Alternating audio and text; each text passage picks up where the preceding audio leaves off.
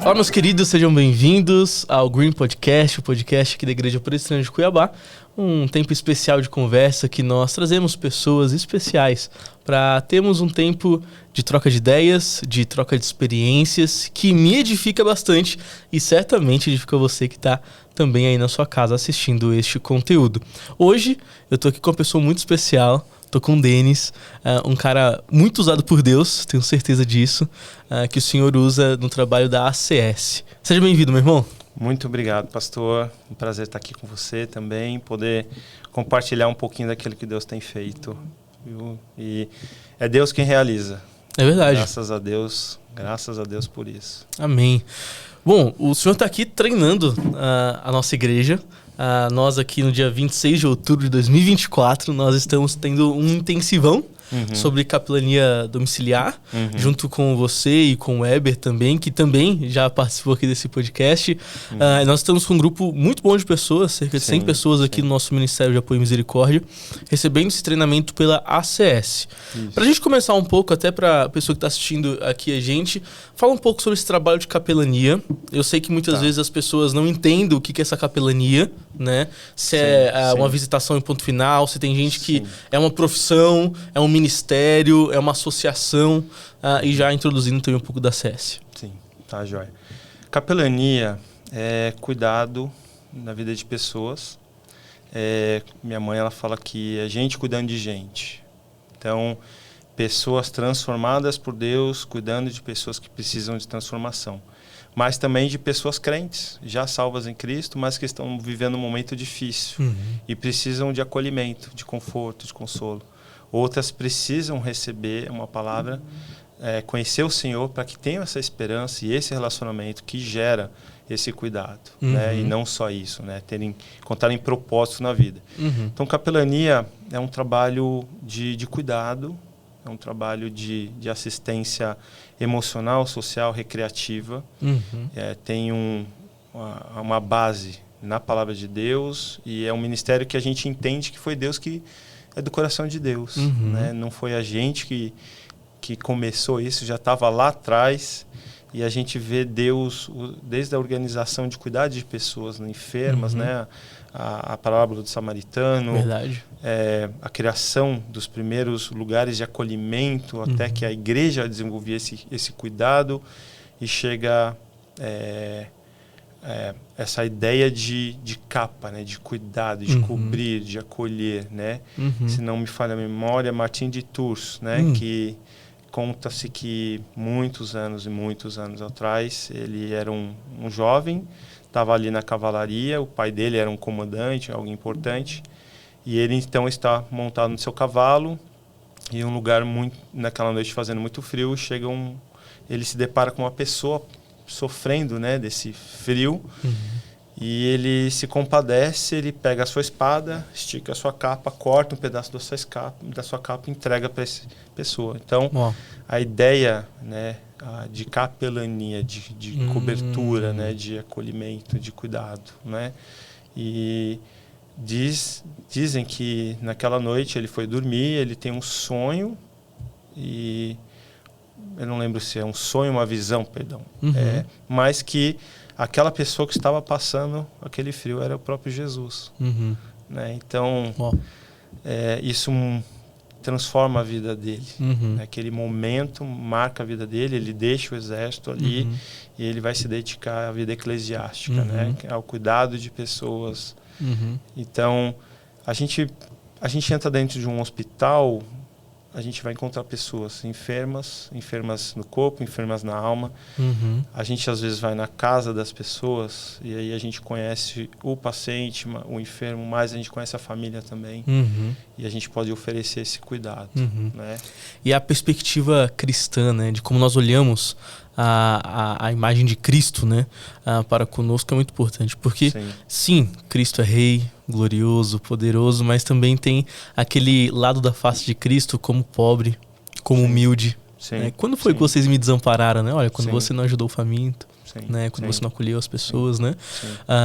Isaías vai falar que ele toma sobre si as nossas dores e enfermidades, né? Como o doente, como aquele faminto, como aquele que precisa, né? De compaixão. O ato de humilhação de Cristo é lindo, né? E deve trazer de esvaziamento. Exatamente. Então, eu acho muito lindo realmente a questão da capelania, como a gente tá falando aqui um pouco antes da gente gravar, né? Que desperta na gente uma realidade que não tá longe da gente. Não. Mas a gente só não tá observando ela. Sim, né? sim. Por exemplo, no nosso contexto aqui da nossa própria igreja, né? O Hospital do Câncer aqui de Mato Grosso tá na nossa esquina. Sim. Tá a poucos metros de nós. Sim. Mas nós fechamos nossos olhos, né? Às vezes nós passamos direto, nós não conhecemos aquele local, nós não sentimos o cheiro daqueles corredores, né? Nós não conhecemos aquelas pessoas. Então, indo um pouco para esse gancho, fala um pouco da questão da capelania hospitalar. Porque tem vários tipos de capelania, né? Exército, escola e também a hospitalar. Depois a gente vai caminhar um pouquinho para casa de apoio, que eu acho legal também pra gente. Mas fala um pouco da hospitalar. E aí eu quero ouvir uma das suas experiências também nessa questão. Tá joia. Hospitalar, vamos lá. Eu comecei meu treinamento, meu curso em 96, né? Mas eu sempre ouvia as histórias de uma mãe capelã que trazia para casa as suas experiências. Depois eu fui fazer o curso e de tempo em tempo eu ouvia as histórias. E era assim, a gente percebe que é um ser humano igual a nós, de carne e osso, às vezes algum conhecido, vivendo um momento diferente da sua vida. Alguém que tem sonhos, tem planos, que muitas vezes construiu, batalhou a vida inteira, e no momento que ele decide curtir a vida, que ele vai descansar, vai viajar, ele se depara com uma enfermidade. Né? A gente se depara com pessoas que estão muito plenos na vida, jovens, e de repente tem um acidente e acabam no hospital, precisando de um cuidado, e é um momento de revisão de vida, né? Assim como a gente encontra crianças também. Então, crianças que não sabem muito bem o que está acontecendo, os pais recebendo notícias e mais notícias e tendo que lidar com essas notícias. Diagnósticos pesados. A criança entendendo que ela é furada, que chega um tio, alguém para fazer mais um furo, uma medicação. E às vezes ela chora só de ver. E pessoas de carne e osso como a gente, né, que sentem ao redor, tudo que está ao redor, sentem o seu próprio físico, sentem a sua própria limitação. E muitas vezes estão falando assim: existe um Deus? Cadê esse Deus? Se o Senhor existe, faz alguma coisa. Então a capelania, ela vem como resposta de Deus à necessidade do coração humano. Porque a gente entende que Deus criou um ser humano com várias facetas, né? Um ser complexo, né? Onde não basta cuidar do físico, ele tem um emocional que pesa. Ele sente a dor de estar num ambiente que não é a casa dele, sente falta, saúde da sua família, né? Saudade da sua família, ele sente falta da rotina que ele tinha. Então, isso já é um peso para ele. Então, como encontrar esperança, como encontrar força, quando muitas vezes o diagnóstico, os exames são incertos, ainda estou aguardando uma notícia, saber o que está acontecendo, mas tem um coração pulsante ali, às vezes ficando sem dormir, e que precisa de um cuidado. Então, a capelania... Perdão, pode falar. É no leito da enfermidade que a gente é nivelado, né? Sim. Então, diferentes classes sociais, níveis de aprendizado, de formação intelectual, mas no leito da enfermidade nós temos diferentes pessoas, diferentes classes numa mesma sala, sendo furado, tendo seus medicamentos aplicados, né? Você entra numa sala de quimioterapia, você vê diferentes pessoas com diferentes histórias, todas sentadas na mesma altura, com o mesmo medicamento talvez, sendo tratados pelos mesmos enfermeiros no mesmo hospital. E no final das contas nós somos nivelados a seres humanos. A nossa humanidade ali fica mais latente, porque está todo mundo lutando pela nossa vida, lutando pela vida, né? A gente percebe como nós somos frágeis, a gente percebe o quanto a nossa vida tem detalhes, que às vezes a gente estava tão acostumado ao natural era ter saúde, e entra um intruso, uma enfermidade, um acidente, um imprevisto, e as pessoas percebem uma finitude e percebem uma dependência de outros. Então, é um trabalhar de coração também, né? De caráter, de coração. E assim, a gente encontra pessoas que vão sair do hospital andando, sim, mas a gente vai encontrar pessoa que não vai sair dali. Exato. Né? Então, eu trabalho no setor, né? Tenho trabalhado um pouco assim, estruturando algumas questões de treinamento, então não tenho estado tão à frente esses últimos meses no dia a dia, no Queimados. Mas, Queimados, a gente se surpreende. Pacientes que a enfermagem fala, ora por ele, porque eles são um milagre. Uau. E eu lembro de uma história de um pastor, ele era de uma igreja, a Assembleia de Deus, ele tinha o seu trabalho no dia a dia como soldador, e ele vai soldar a porta de uma lojinha ali de metal. De repente ele se vê voando para o meio da rua, e uma fumaça de pólvora, né?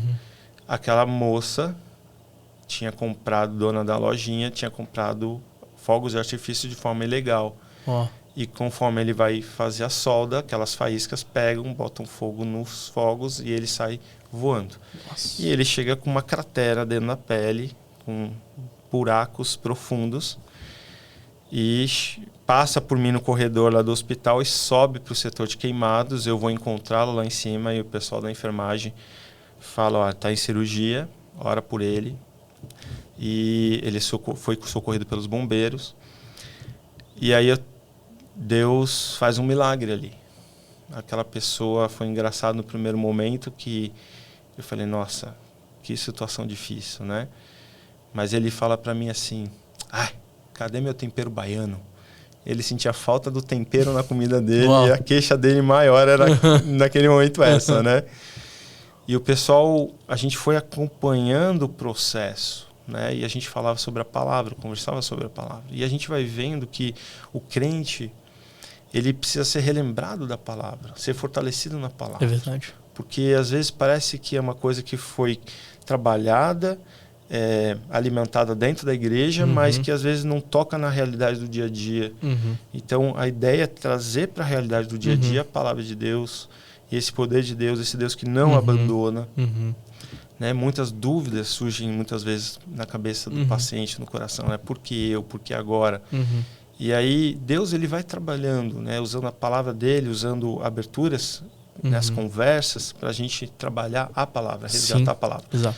E o fato dele se fortalecer em Deus, a gente vê muita gente, Deus fazendo milagres ali, sabe? Esse pastor, ele teve alta. E o pessoal para a glória de Deus, os próprios profissionais testemunharam, falam assim, eu não entendo como que a pele dele cresceu tão rápido. Uau. Porque eram queimaduras profundas, né? E você tem que fazer uma limpeza, arrancar toda aquela pólvora, sujeira de dentro da pele, tirar todo toda a contaminação, local contaminado, infeccioso, para não gerar algo. Sim. E ele tem uma recuperação extraordinária. Ó. E aí você sabe que só tem uma explicação. Ó. Deus usou a medicação, Deus usou a pomada, usou a equipe, usou tudo isso. Mas é algo mais. E aí você encontra num dia para vendo outro paciente no ambulatório, você se depara com esse pastor, já com a pele bem mais cicatrizada. E você fala assim, gente, isso é para testemunhar, né? Exato. É para mostrar para os outros, olha, Deus, ele trabalha, né? Exatamente. Às vezes a gente vai se deparar com situações que surpreendem a gente no sentido de partida também. Né? Eu não sei se eu posso contar. Claro, com certeza. Às vezes, um rapaz, eu não tive tanto contato com ele, mas eu chego no hospital, tá um alvoroço no hospital, assistente social, junto com a psicóloga, tentando lidar com uma situação, e voltam para dentro do necrotério, porque tem um rapaz de 19 anos lá. E ele estava no dia anterior conversando, ele foi limpar a casa dele, arrumar a casa dele, o quadro de energia, para poder casar. Nossa. A noiva de 21 anos. Ele toma um choque, está conversando, no dia seguinte ele está morto. Então, são situações que mexem muito com a gente, né? E aí eu me vejo dentro do necrotério junto com a noiva, conversando com ela debruçada de joelho em cima do corpo e trabalhar um pouco a situação até o momento que ela sai de dentro do necrotério, senta para comer uma bolacha e a gente continua conversando. Então, a gente está sujeito dentro de capelania a muitas situações, né? A gente tem a parte de música, datas especiais, a gente leva um pouco de acolhimento através da música, de valorização. Aquele profissional que está ali, ele é muitas vezes cobrado, mas ele não é percebido, valorizado, né? A música chega para acalmar um pouco o ambiente. O paciente está estressado, está ansioso, o acompanhante também, então isso acalma. Tem um aspecto terápico, né? Nós temos artesanato com os funcionários também. Legal. Então isso há uma interação entre pessoas de vários setores e situações que Deus também prepara, né? O primeiro artesanato que a gente realizou, uma das pessoas que entrou lá foi uma pessoa que cuidava da creche dos funcionários, dos filhos dos funcionários, e ela tinha acabado de perder o marido, né, de um infarto, bombeiro. Ele foi socorrer uma pessoa dentro da igreja, ele crente, foi socorrer uma pessoa que estava infartando dentro da igreja e ele infartou também. E fica internado no hospital. E aí eu me deparo com ela e eu pergunto, como que você está? Não estou bem não. E aí de uma arte que ela está fazendo, a gente senta e a gente começa a conversar. Olha aí. E a gente teve uma conversa de anos, né, de conversando, porque isso impacta a realidade da família. Sem dúvida. Né? E só Deus mesmo para trazer o cuidado que precisa, né? E a necessidade de um cuidado, né? E eu digo que é sempre muito importante ter uma equipe. Exato. Porque você pode dividir os cuidados, são muitas pessoas, e a ideia é de um cuidado constante às pessoas, né? Então, a gente se depara com muitas situações, questão de luto, contando pacientes ali, acabaram de falecer, você encontra a família no corredor chorando, berrando, jogando a sacola no chão e se questionando por quê, por que minha família, por que essa pessoa. Sim. E aí a gente acaba colhendo na sala, muitas vezes, e somando ao cuidado do psicólogo, do serviço social que está ali também tentando dar um auxílio. E muitas vezes a gente, quando vai perceber, a gente está dentro de um velório já, né? A gente leva a família para casa algumas vezes, ajuda a buscar roupa, leva para o serviço funerário, volta e daqui a pouco está no ofício fúnebre. Né? Então, eu creio que é muito isso, pastor, de Deus sendo visto nos detalhes em situações diversas. Deus se revelando, mostrando, ó, eu sinto a sua dor, eu entendo você e eu estou aqui. E usando pessoas não perfeitas, muito pelo contrário, mas que têm o coração e desejo de servir, né? E se colocam à disposição, porque diante de certas circunstâncias você não sabe nem o que dizer naquele momento. É importante você se preparar, mas quem vai direcionar a sua fala, a maneira de se agir, de você agir, é Deus. E aí ele vai usar aquele conteúdo que você teve, mas sempre com o direcionamento dele, né? E num luto, por exemplo, não é um momento de falar muito, é de estar junto. Exato. Olho no olho, baixar na altura da pessoa, né? Então, é caminhar com a pessoa, assim como o paciente no andar, assim como o familiar. E às vezes a gente entrega as cestas básicas também, porque aquele que sustenta a casa está internado. Exato. E a família não tem os recursos, né? E a preocupação do paciente é o que eles têm para comer lá fora, como pagar as contas, né? Então a capelania não pode prometer, a gente nunca promete, mas a gente se dispõe a ver como poder ajudar. Sim. E muitas vezes, parceria com igrejas, a gente consegue levantar o recurso. Interessante. De uma cesta, um produto de higiene, um produto de limpeza, para poder assistir um pouco aquela família e mostrar, olha, Deus se importa, Deus está aqui. Né?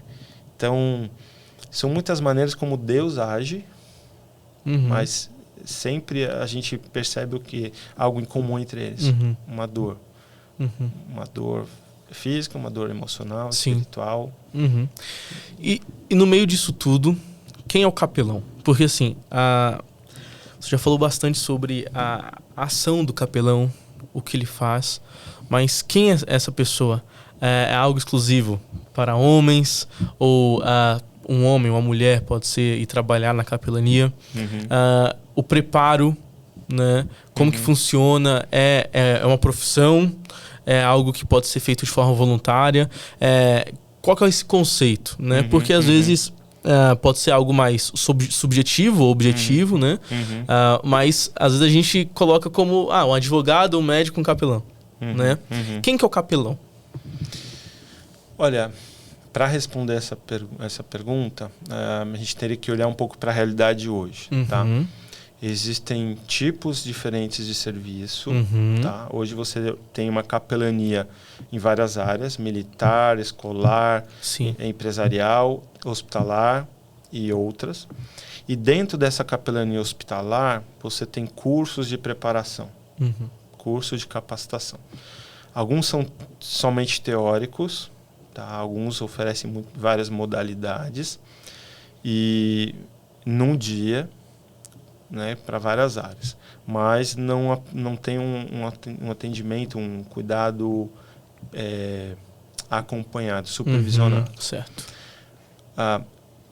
Esses cursos muitas vezes dão uma carteira de capelão. Então a pessoa, não vou falar para você que em todos os hospitais entra, vai depender muito da diretoria de cada hospital. Entendi. Essa liberdade. Às vezes ele vai visitar aquele membro da sua comunidade somente, tá? Então não é uma certeza que ele vai entrar com essa carteirinha. A ACS, ela tem uma maneira um pouco diferente de entender isso, tá? A gente tem um lema que é competência e coração. Então não é só expertise e não é só boa motivação, tem que casar os dois. Tem que ter o preparo com equilíbrio e a motivação correta e o coração. Excelente. Tá? Então, hoje nós temos o quê? O visitador, ele entra pelo curso nível 1, por exemplo, na ACS, ele faz o curso nível 1, ele quer dar continuidade depois do teórico, ele passa por uma entrevista, onde são avaliados vários aspectos, conhecimento bíblico, equilíbrio doutrinário, motivação, enfim, e outras, questão de voluntariado e tudo mais. Uma vez aprovado nessa entrevista, ele é convidado para o treinamento prático. Entendi. Então, a gente tem um treinamento supervisionado. Ele vai sair com um treinador durante aproximadamente 3 meses. Tá? O treinamento padrão. Uma vez por semana, 4 horas durante 3 meses. São 12 encontros. Então, ele vai ter um manual de treinamento, onde ele vai fazer tarefas cada semana. E aí, no seu dia de treinamento, ele vai trazer aquele material, ele vai ser conferido e o treinador vai aprofundar alguns pontos daquela leitura, daquele questionário. Então, a ideia de trazer para dentro do hospital, resgatar esse conhecimento, aprofundar isso, e logo depois ele vai sair para o leito. Entendi. Com uma literatura. E a gente trabalha o quê nessa visitação? E respondendo uma das perguntas. Hoje, a maior parte são mulheres visitadoras. Olha aí. São pessoas que sentiram da parte de Deus esse chamado, esse dom de misericórdia, glória a Deus, de compaixão, de cuidado, de poder compartilhar o amor de Deus através de palavras, mas de atitudes, né? Glória a Deus. E as pessoas se preparam. Tem homens também, mas maior parte são mulheres. Olha aí. Tá? E alguns lugares, hoje você consegue alguma ajuda, mas muitos são totalmente voluntários. Sim. Né?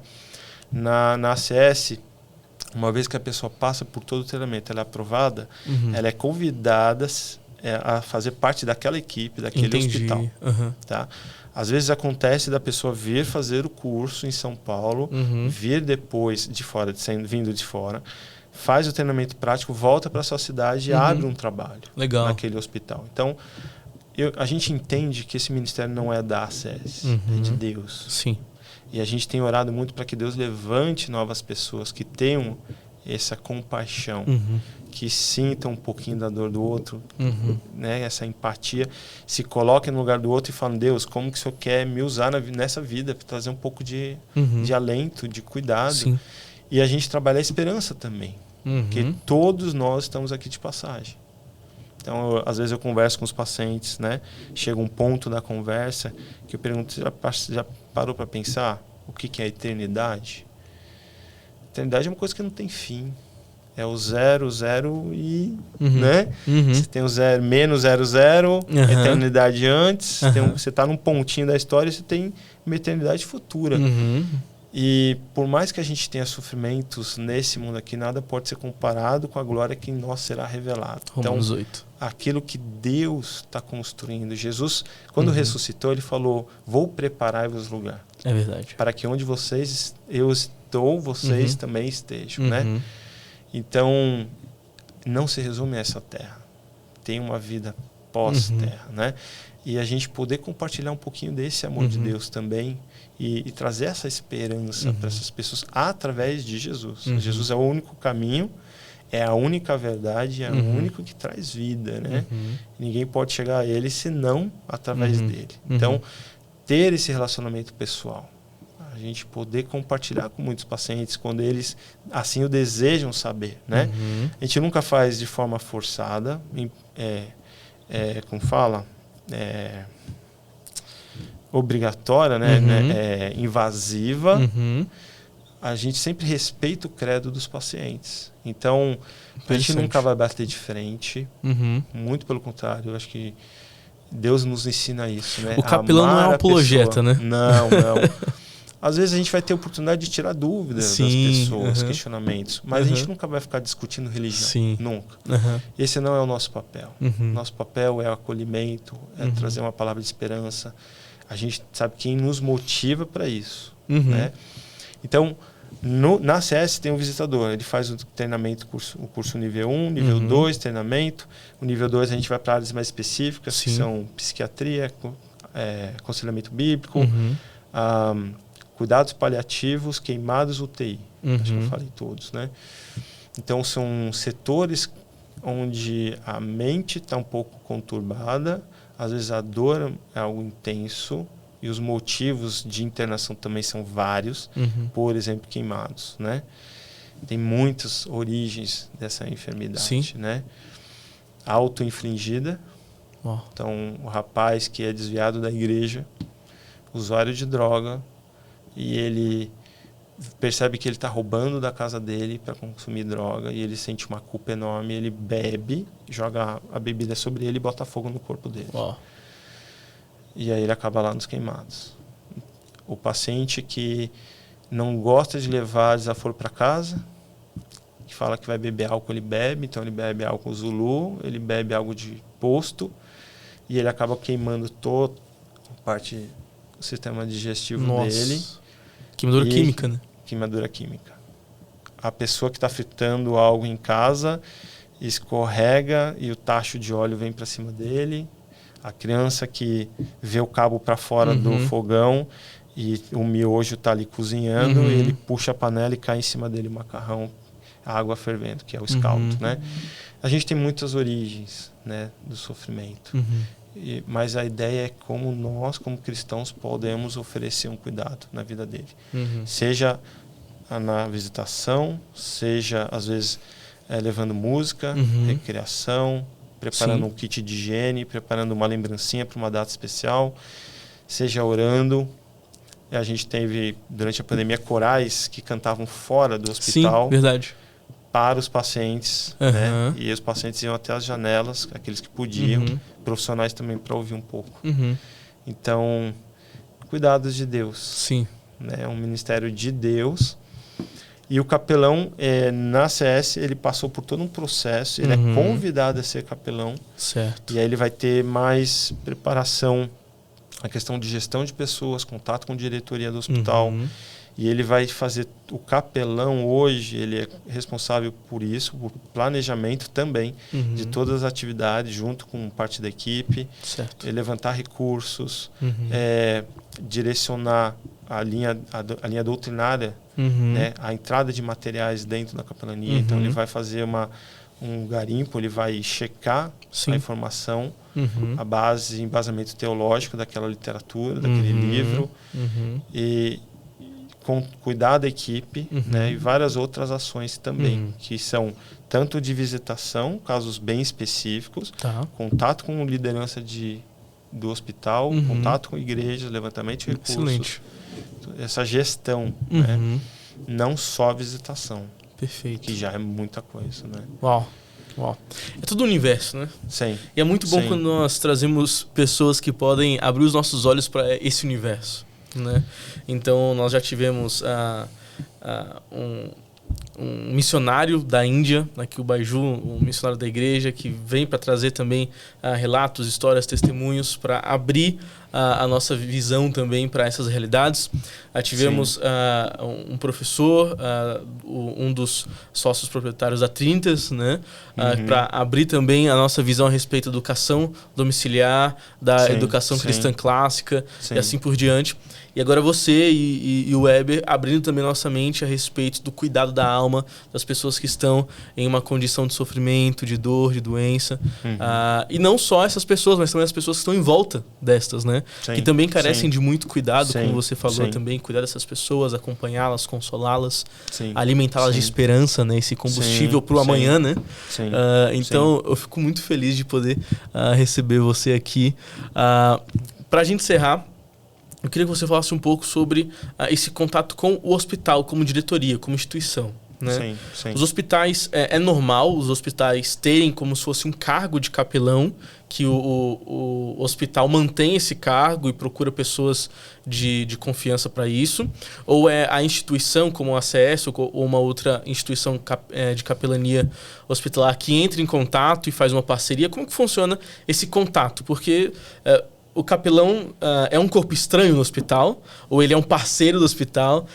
Ele tem uma sala no hospital? Como é que funciona isso? Acho que de tudo um pouco.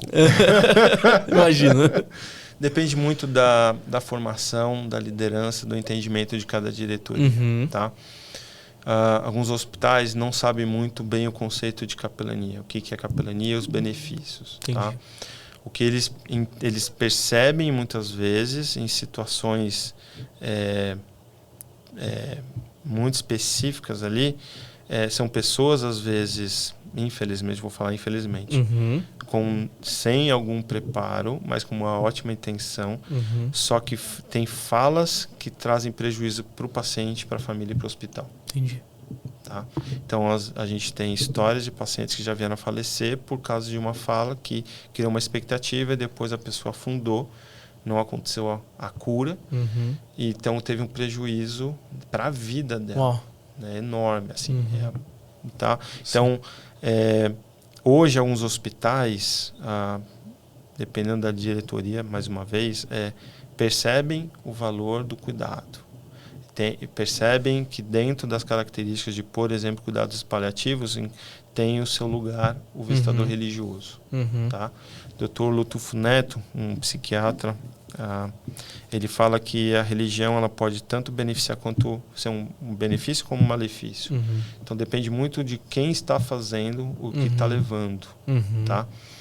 Hoje algumas diretorias querem, alguns hospitais querem, porque eles percebem o serviço de tal grupo, os benefícios que trazem. Tá? E tem um autor chamado Harry Connick, que é um psicanalista, um psiquiatra, e ele é o maior, digamos que estudioso, né? A faculdade de Duke, que ele faz estudos mostrando o benefício da espiritualidade para a saúde. Tá? E a ligação em que há. Então ele diz que a pessoa que tem convívio dentro de uma comunidade, o costume de ler, de orar e tal, ele tem uma recuperação mais rápida, ele tem menos sangramento, ele tem menos casos de cólon de tumor, disso, daquilo. Então, ele tem vários estudos. Né? Então, algumas pessoas que já conhecem um pouco mais essa área, elas vão atrás de pessoas que possam fazer esse trabalho com responsabilidade. Entendi. Sempre respeitando o credo do paciente, sendo amoroso, acolhendo a família. Então, isso muitas vezes traz benefícios para o hospital e a visão de um hospital mais humanizado. Tá? E a gente tem em alguns hospitais públicos, há projetos de, se Deus quiser, entrar em hospitais privados. Certo. Mas exige todo um preparo, né? Então, é possível. Tem um amigo que ele faz o trabalho, é o primeiro capelão reconhecidamente remunerado pelo próprio hospital, como capelão. E ele atende paliativos. Então, as famílias durante o hospital e depois nas casas também. E ele faz esse levantamento de credos, de fé, e trabalha com essa pessoa também. Então, muitas vezes você tira pesos desse paciente e o maior beneficiado é o próprio paciente, né? A saúde dele. Os sintomas são aliviados, a dor é aliviada. Em muitos casos, né? Tem muitos estudos mostrando isso. Uau. Então, depende muito. A gente tem orado muito para que Deus abra novas portas, mas que Deus mande pessoas. É verdade. Né? Os campos estão brancos. Né? É verdade. Os trabalhadores são poucos. Então, a gente roga ao Senhor da Seara que envie trabalhadores. É verdade. Pessoas que têm esse desejo, se preparem para exercer esse ministério. É verdade. Né? Meu irmão, que honra, que prazer ter você aqui com a gente. De verdade, prazer, a gente muito muito honrado em ter você, ter o pastor Heber, ter a ACS como parceira da nossa igreja, né, como parceira do nosso ministério também de apoio, de misericórdia, como a gente que está capacitando e edificando a nossa igreja, os nossos membros que estão agora com este ministério, também em nossa casa de apoio, que está já nas vésperas de ter suas portas abertas para acolher pessoas, pacientes, famílias que estão em tratamento lá, aqui ao nosso lado, no Hospital do Câncer. E eu particularmente sou muito honrado em poder ver esse seu trabalho, o trabalho da CS. O trabalho começa com a sua mãe, com a Eleni, né? E que, assim, não apenas como uma grande referência, mas também como uma grande testemunha do Cristo ressurreto. Ela fala muito sobre o Cristo ressurreto, né? A gente vê entrevistas dela, os materiais dela, e no final das contas, se não tem ressurreição, o que a gente é, né? Nós somos infelizes, nós não temos esperança. Mas se tem esperança, ou se tem ressurreição, nós temos esperança. Né? Então, as nossas dores são curadas com o consolo da esperança eterna. Né? Então, de verdade, sou muito feliz em poder ter vocês aqui. Se você, nosso membro, ou você que está nos assistindo aí, tem o desejo de participar do nosso Ministério MAN ou de qualquer outro ministério com braços sociais, como, por exemplo, o nosso Maná, que é a nossa associação socioeducacional, onde nós temos esse braço social também. Nós temos aqui os nossos contatos nessa descrição deste vídeo. Entre em contato conosco, será uma honra poder te acolher também. Nós somos da Igreja Presbiteriana de Cuiabá e uma família de famílias que se unem para servir ao Senhor.